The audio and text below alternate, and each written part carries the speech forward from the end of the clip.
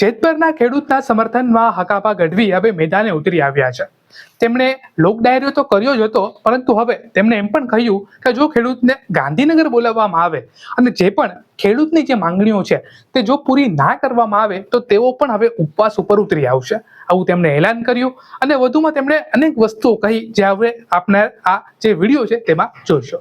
ઉપવાસ આંદોલન ચાલી રહ્યું છે અને સરકાર પણ હવે એવું લાગે છે, કારણ કે વારંવાર કોઈને કોઈ આવતું હોય છે અને સરકારનો આવકાર છે એટલે જવું પણ જરૂરી છે, કારણ કે આવકારો એટલે જઈ આપણે તો ખબર પડે આપણને, પણ જવા માટે લાસ્ટ તકો એમ જ્યાં પછી પાછું આવીને પાછું જ જવું એવું કંઈક છે. એટલે 5 જણા જે કમિટી નક્કી કરે એ આવશેની સાથે હું જવાનો છું, કારણ કે હું બહુ સાંભળીશ એટલમાં શું છે અને જે આ બનશે એ જ હું પાછું કહીશ મીડિયામાં.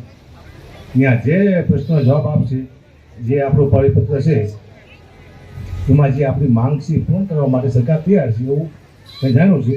હકીકતમાં તૈયાર હોય, હકીકતમાં જો બધું પૂરું કરતા હોય તો આ આંદોલન પૂર્ણ થાય છે અને ખેડૂતો ખુશ થાય છે, રાજી થાય છે. પણ સરકાર જે પરિપત્રમાં માંગ છે પૂરી કરશે એવી આશા છે, મને વિશ્વાસ છે. સરકાર હંમેશા ખેડૂતનું સારું વિચારે એને સરકાર કહેવાય.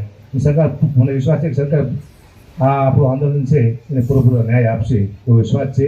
એટલે મીડિયા થ્રુ હું એટલું કહેવા માંગીશ સરકારને કે જ્યારે પણ અમે અહીંયાથી આવી ત્યારે અમારો એક છેલ્લો ધક્કો હોવો જોઈએ.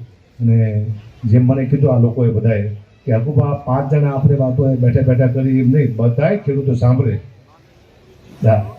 બધાય સાંભળે એમ.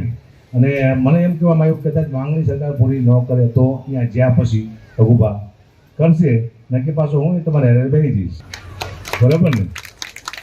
પણ મને વિશ્વાસ છે સરકાર છે ને બોલાવે ને એટલે માંગણી પૂરી કરી હોય તો જ સરકાર બોલાવતી હોય.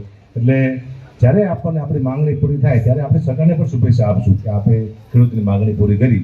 એટલે હું ચોક્કસ જ્યારે આ કમિટી નક્કી કરે જવાની ત્યારે સરકાર પાસે જઈશું અને આપણી જેટલી માંગણી છે એ માંગણી મૂકશું. આપણે પરિપત્રમાં બધું લખેલું જ છે, આમાં હવે નવી કે માંગણી મૂકવાની આવતી નથી, જેમાં લખ્યું છે એટલી માંગો પૂરી કરી વાર્તા પૂરી થઈ જાય. એટલે આપ સૌને ફરીવાર જય માતાજી, જય મોગલ, જય જવાન.